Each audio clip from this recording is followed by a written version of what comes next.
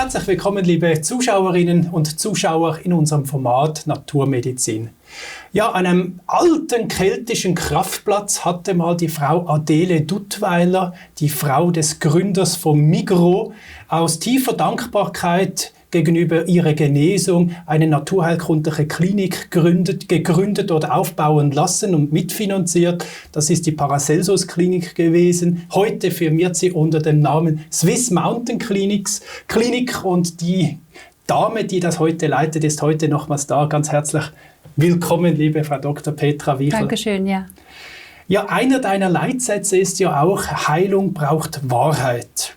Und wie tiefsinnig das jetzt schon wieder ist, dieses Zitat, da möchte ich noch ein bisschen reinhängen. Ich verstehe ganz gut, was du damit meinst, aber viele Patienten oder auch geplagte Menschen wollen nicht hinsehen oder es eher im Außen lassen als zu sich nehmen. Und wie siehst du das, wenn die Patienten zu dir kommen? Wie kriegst du das hin, dass sie ein Teil zu sich machen?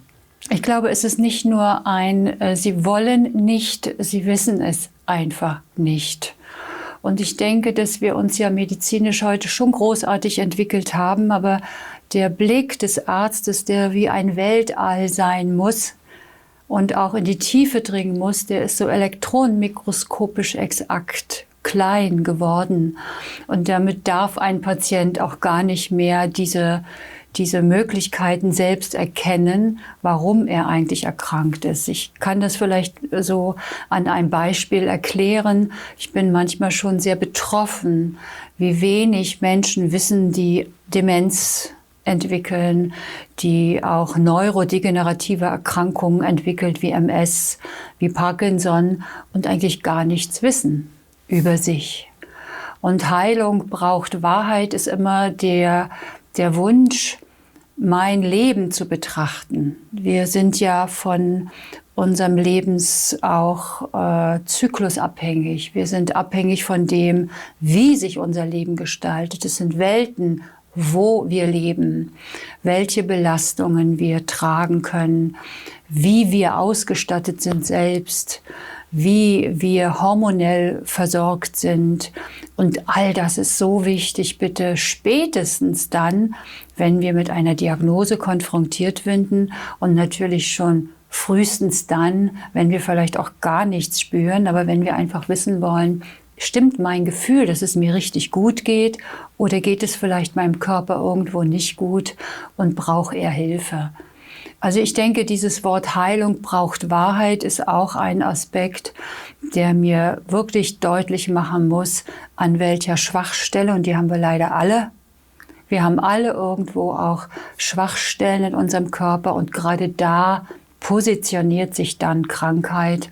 Und ich finde, es ist unsere medizinische Aufgabe, das zu erkennen und nicht nur als Fakt wahrzunehmen, eine Krankheit zu definieren, ihr einen Namen zu geben.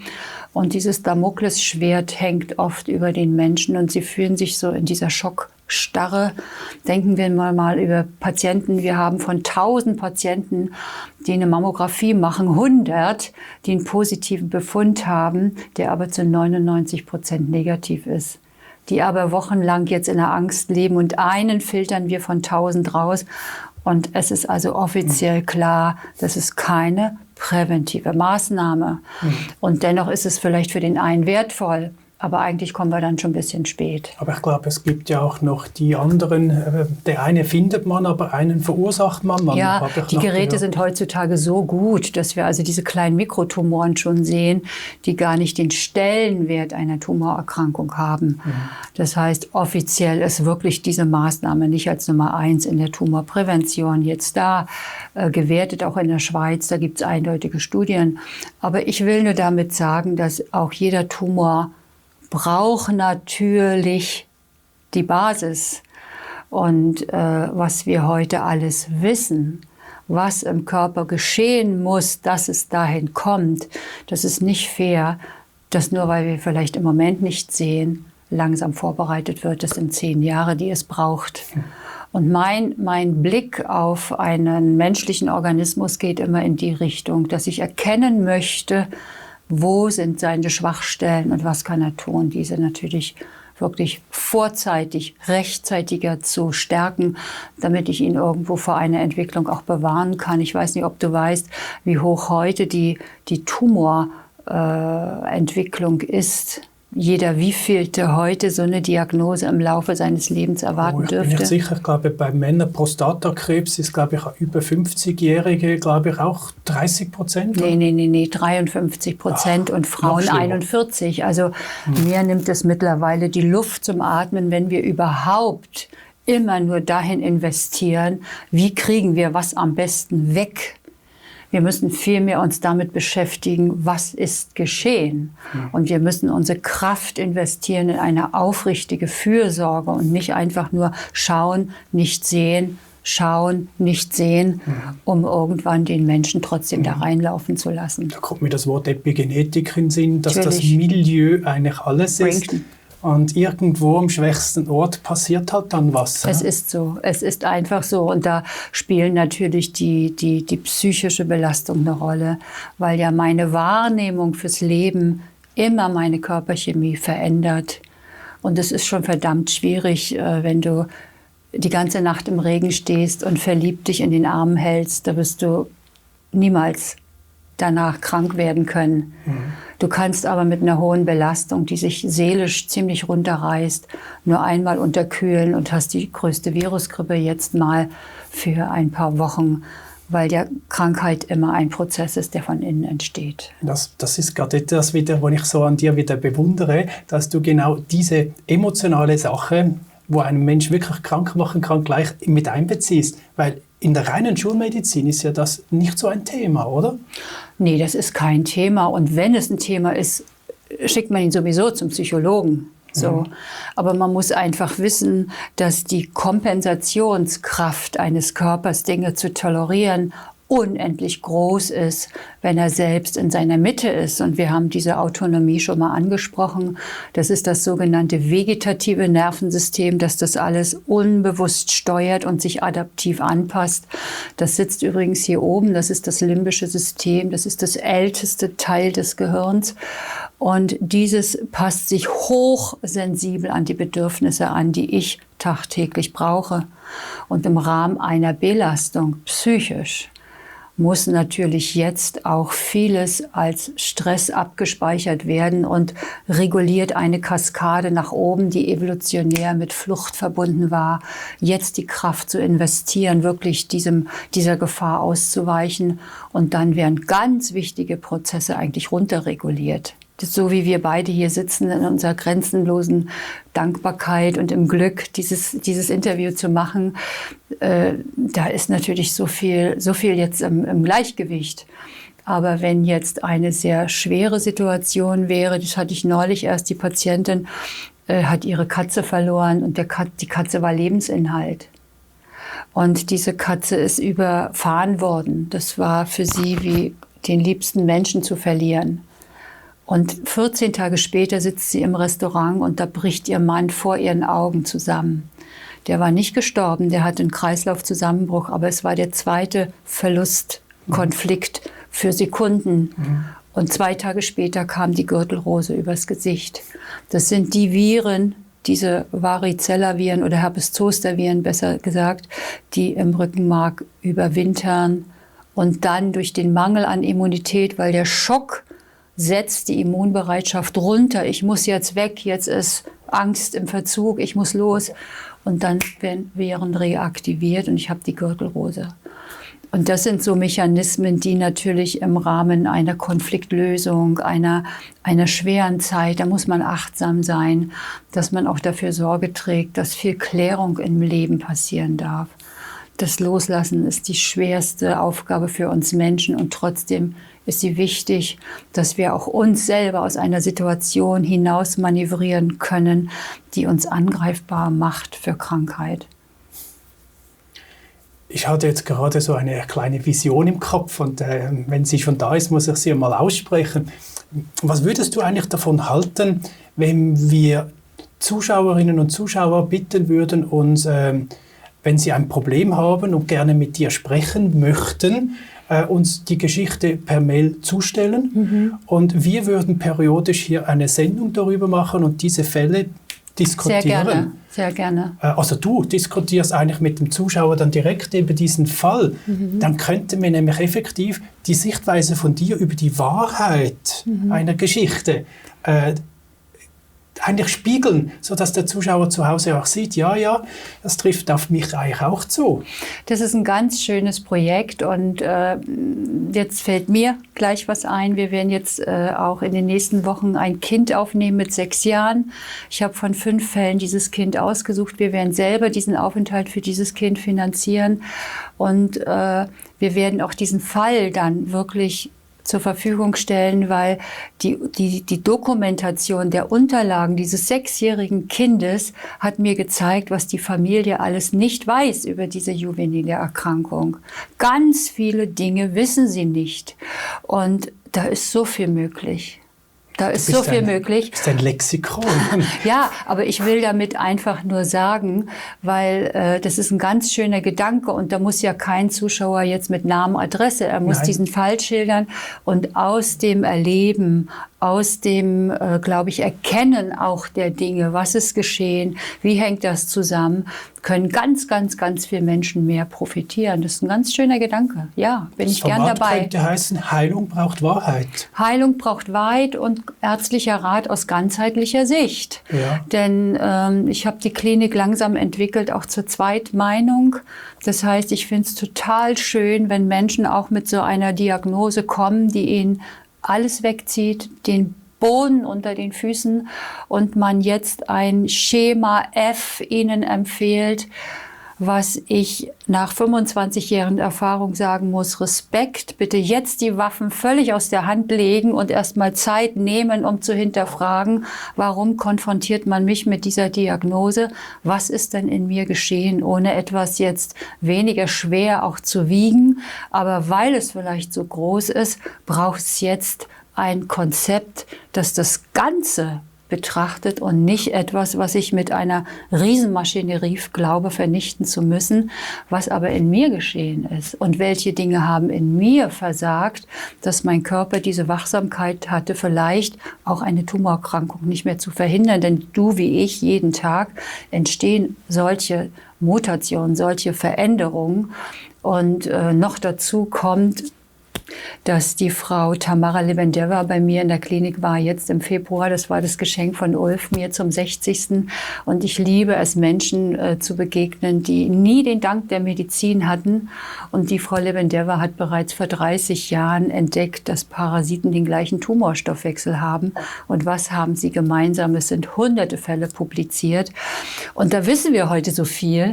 Aber wenn wir das nicht am Anfang alles auch wissen dürfen, um dann den richtigen Weg für einen Menschen zu entscheiden, dann sind wir heute da, wo wir sind. Die Entstehung, wir waren am Anfang des Gespräches, dass die Tumormasse bzw. die Menschen immer mehr werden, die Tumorerkrankungen bekommen. Und wir klären es auch bitte nicht mit der noch besten Chemotherapie. Nee, ich meine, die Statistik ist ja erschreckend, oder? Ich glaube, die spricht die eigene Sprache. Ja, und das ist mir ein großes Bedürfnis, weil der Mensch oft auch in seiner Angst meint, er müsse jetzt ganz schnell reagieren und letztendlich hat die Erkrankung mindestens 10 Jahre gebraucht, bis wir sie eigentlich wahrnehmen. Ja, das hatte ich gerade letzte Woche wieder so einen Anruf einer Dame, die eine Diagnose gekriegt hat.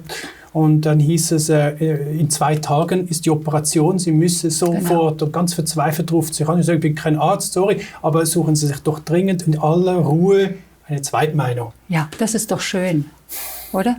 Ja, sicher. Das ist runtergebracht, diese ganze Panik und Angst. Genau. Ich habe mal gehört, der Tumor braucht sowieso sehr, sehr viele Jahre, bis er mal überhaupt so groß ist, wie er ist. Das sage ich ja, mindestens 10 Jahre, bis es sich da entwickelt. Und dann muss er am nächsten Tag weg sein. Das ist es ja irgendwie...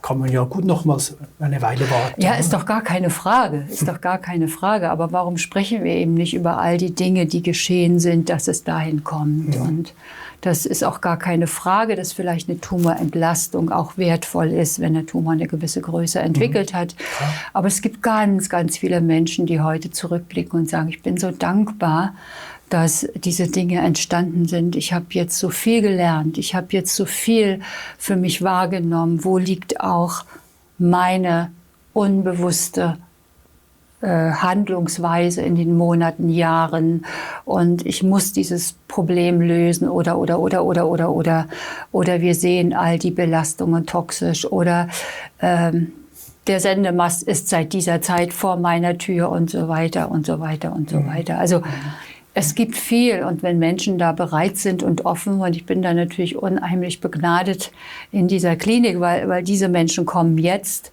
In 20 Jahren vorher habe ich natürlich die Energien ausgeschüttet, aber das Klientel war oft, glaube ich, mit mir auch überfordert.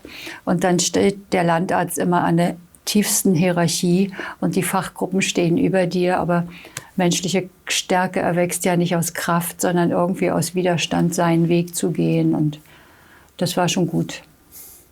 Dieser Weg. So, und jetzt bist du aber eigentlich in der Hierarchie oben. Genau, das heißt, ich habe jetzt eine andere Akzeptanz. So, und ja, das macht mich sehr glücklich, weil ich darf so viel jetzt sehen und beobachten und deshalb kann ich das auch so mit stolzer Brust sagen. Und ich habe zum Beispiel vor 6 oder 8 Jahren ein Buch gelesen, Parkinson, Heilung ohne Chemie.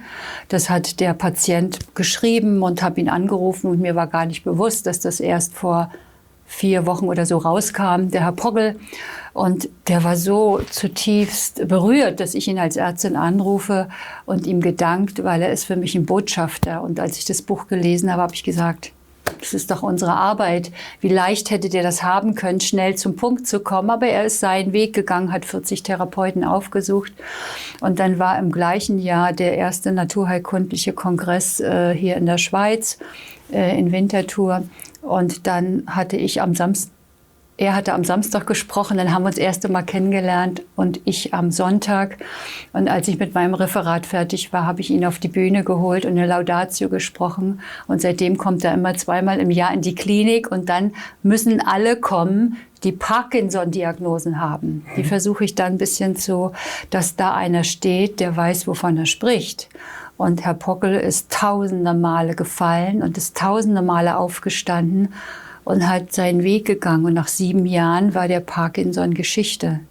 Und Herr Pogel, das ist eine Erkrankung, wo wir heute sagen, da kann man ja nur wirklich nichts machen. Das ist Neurodegeneration. Das ist alles nicht richtig. Denn wenn man die Dinge ursächlich kausal anschaut, dann muss ich sagen, es sind nicht viele Menschen, die da auch an sich glauben, sondern die hören das ja auch. Man kann nichts machen. Bitte finden Sie sich damit ab. Die Prognose ist jetzt in der Richtung in Faust. Und da muss ich sagen, das sind so diese besonderen Menschen. Und wir brauchen ganz viele Pogels, wir brauchen ganz viele Menschen. Ganz viele Wichels. Naja, das will ich ja gar nicht sagen, aber es ist einfach, deshalb Heilung braucht Wahrheit. Du wirst den Körper nicht zwingen, der Körper will nicht getrimmt werden, der will nicht gestresst werden, der will geführt werden. Und wenn du ihn führst und wenn du ihm er hat ja auch Regenerationszeiten. Wir sagen heute, nach 7 Jahren ist nichts mehr, wie es war. Aber du musst dranbleiben. Und du kannst nicht glauben, wenn du mal so für ein halbes Jahr die Ernährung umstellst, das ist ja alles wieder gekommen. Ich bin ja auch nicht Gott. Ich bin der kleinste Arzt dieser Welt, aber ich darf erkennen, warum dein Körper nicht mehr kann, wo er Hilfe braucht. Das tue ich. Aber gehen musst du es ja. Und das fand ich so großartig. Er ist getragen von seiner Frau und er hat es einfach nur umgesetzt. Und die Reflexion, die Aufrichtigkeit zu seinem Leben, Architekt, abends noch ein Weinchen, Mikrowelle, nachts mit dem Hund noch mal raus, so wenig Schlaf, Stress, das reflektiert er mit so viel Dankbarkeit, dass sein Körper ihm gesagt hat, und jetzt ist mal Ende Gelände, mein Freund, das schaffe ich nicht auch noch. Und heute ist er gesund und immer wieder für mich ein ganz großes Erlebnis, diese beiden Menschen zu erleben, die so dankbar sind, dass die Lebensphase ihnen so viel Aufgabe gibt, andere Menschen da auch zu begleiten. Man lernt das Leben viel tiefsinniger kennen. Ich habe mal ein Zitat gelesen, das passt, glaube ich, ganz gut hier rein, dass die Krankheit eigentlich die sinnvollste und dankbarste Antwort ist des Körpers. Ist so. Ist so. Und sie ist auch immer nur, wie gesagt, der Prozess des Körpers, gesund werden zu wollen. Ich finde, Ärzte müssten ausgebildet werden, auf Körpersprache, auf Symptome. Und ich liebe ja den Schriftsteller Hans Kupper, der sagte, Krankheit ist ein Symptom verirrten Lebens. Er drosselt das Thema falscher Bewegung, denn nur langsames Leben oder Tempo findet den Weg zurück. Der Körper verweigert sich weiterer Oberflächlichkeit und zwingt das Leben in die Tiefe. Und das hat mich also so tief, kein Mensch geht aus der Klinik ohne diesen Satz, dass du kannst nicht erwarten, dass er morgen gesund wird, wenn du nicht bei dir beginnst, diesen Prozess auch zuzulassen. Und zwar zum ganzen Milieu. Ja. Natürlich Enderlein, Milieu, ne, wenn wir diese Dunkelfelder zum Beispiel machen, wir gucken ja ins lebende Milieu. Wenn wir Bioterrain-Analysen machen, dann gucken wir, wie kann sich der Säurebasenhaushalt auf allen Ebenen im Gleichgewicht halten. Und das sind Welten zwischen einem Magen-pH-Wert von 1,4 und dem Dünndarm von 8,5. Aber der Körper setzt die Priorität. Und wenn du meinst als Mensch, dass du einen Magenschoner jahrelang nehmen kannst, ohne Folgen, dann muss ich sagen, das ist ziemlich naiv. Du zerstörst alles, weil du hast nur eine Chance, Parasiten wirklich vor deinem Darm zu schützen, das ist die Magensäure. Und Menschen kaufen das Pantozol wie im Supermarkt. Es ist bequem, es ist einfach und laufen in eine Richtung, wo ich sage, wir müssen uns gar nicht wundern, dass all diese Dinge eine Intensität an Zuwachs haben, an Magen-Darm-Erkrankung. Ich will das Wort gar nicht im Mund nehmen. Ich würde gern übrigens für Tumor oder Krebs ein anderes Wort finden wollen, das am Anfang die ganze Sache auf gesundere Füße stellt, wie heute, dass wir dann in so eine Angst und Panik fallen, weil am Anfang ist so viel für meine Begriffe möglich. Aber wir können über die Dinge nicht erst nachdenken, wenn wir irgendwo auch das ganz andere auch mit zerstört haben. Ja, ist total. Dieses Wort ist heute nur noch mit Angst und Schrecken verbunden, eigentlich mit Tod, oder? Richtig. Ja, und das ist sogenannte wissenschaftlich gut dokumentierte Nocebos, die da gesetzt werden. Genau. Übrigens eine Klinik in Genf schult jetzt die Mitarbeiter diesbezüglich, dass sie keine unbewussten Nocebos mehr setzen. Wunderbar. Unglaublich, oder? Unglaublich, wohin die Reise geht in der Medizin. Also so schön, ja. Und wir müssen uns ja auch alle nicht jetzt, sag ich mal, ich finde, wir müssen auch nicht richten oder kritisieren. Wir müssen einfach nur wahrnehmen, was passiert ist leise. Wir wären vielleicht heute auch gar nicht so weit in der Medizin, wenn wir das andere nicht vernachlässigt hätten. Ich weiß es nicht. Aber es ist wirklich an der Zeit, dringend umzudenken. Und es gab vor einigen Jahren noch ein schönes Projekt mit Basel. Darauf hat sich jemand sehr stark gemacht. Die jungen Studenten, Erstklässler wollte ich sagen, erstes Studienjahr, gab es eine kleine Gruppe, die komplementärmedizinische, sag ich mal, verschiedene Angebote hatten, unter anderem Komplementärmedizin. Das war total toll. Ich konnte so 2-3 Jahre mal Studenten einen anderen Blick auf die Medizin zeigen und musste die in diesen 2-3 Tagen begeistern. Und mittlerweile waren da auch schon welche zur Formulatur bei uns. Aber sowas braucht es, diese universitäre Anerkennung, dass wir auch diesen Ärzten von morgen wirklich den Blick erweitern und vergrößern. Denn es ist ja nicht nur der Patient, wir brauchen ja auch die Ärzte. Klar. Wir brauchen auch die Tiefe, wir brauchen auch die Akzeptanz. Wenn du durch ein Elektronenmikroskop durchguckst, da siehst du nicht die Zelle mit den Mitochondrien, du siehst die Resonanz, du siehst die Atome, du siehst die Schwingung. Das heißt, es geht alles über Resonanz, über Schwingung. Wir wissen epigenetisch, dass allein eine positive Suggestion mehr macht auf zellulärer Ebene als irgendwelche Chemikalien. Und ich glaube, das ist so spannend in dieser Zeit. Die Akzeptanz wird immer größer und dass wir diese Dinge auch integrieren. Und das Erste ist, dass der Patient natürlich aktiv den Blick immer nach oben richtet und nicht irgendwo meint, ich habe eh keine Chance, also was nutzt mein Engagement? Darf ich noch abschließend eine kurze Frage stellen? Wenn jemand, ein Zuschauer oder Zuschauer zu Hause sagt, ja, ich habe es verstanden, ich muss die Wahrheit erkennen, und sagen wir mal, Sie wären dann bei euch in der Swiss Mountain Klinik, wie lange braucht so ein Patient, um die Wahrheit bei sich zu erkennen, in Zusammenarbeit mit euch Experten? Und auch vielleicht den Weg aufzuzeigen. Muss man da eine Woche, 2 rechnen? Also ich sage mal so, ein Krankheitsbild, was schon einen großen Prozess erreicht hat, dafür muss ich, wenn ich wirklich gewillt bin, etwas zu verändern, muss ich mir auch ein bisschen Zeit mitbringen. Ja, und da würde ich nie sagen, unter 14 Tage. So. Weil ich will ein Fundament bauen. Du kannst dein Haus nie errichten auf einer kleinen Plattform. Du brauchst ein gutes Fundament und das braucht dich selbst. Also muss ich mit ihm einen Weg gehen, wo er versteht. Das heißt, auch da muss ich helfen. Und 14 Tage sind dann für so etwas gut. Haben aber den geringeren Anspruch, jetzt auch groß therapeutisch wirksam zu werden. Das kann ich dann in so einer zweiten Woche nur begrenzt. Ich kann den Anfang machen. Aber für mich ist ganz wichtig, dass er für die Zukunft weiß, was muss ich verändern. Und das kann ich klären. Wenn ich komme mit einer Geschichte, wo ich sage, eigentlich möchte ich es nur wissen. Eigentlich habe ich nicht so viel, aber ich möchte wissen, was ist wichtig für mich in der Zukunft. Dann reicht eigentlich eine Woche. So. Ganz herzlichen Dank.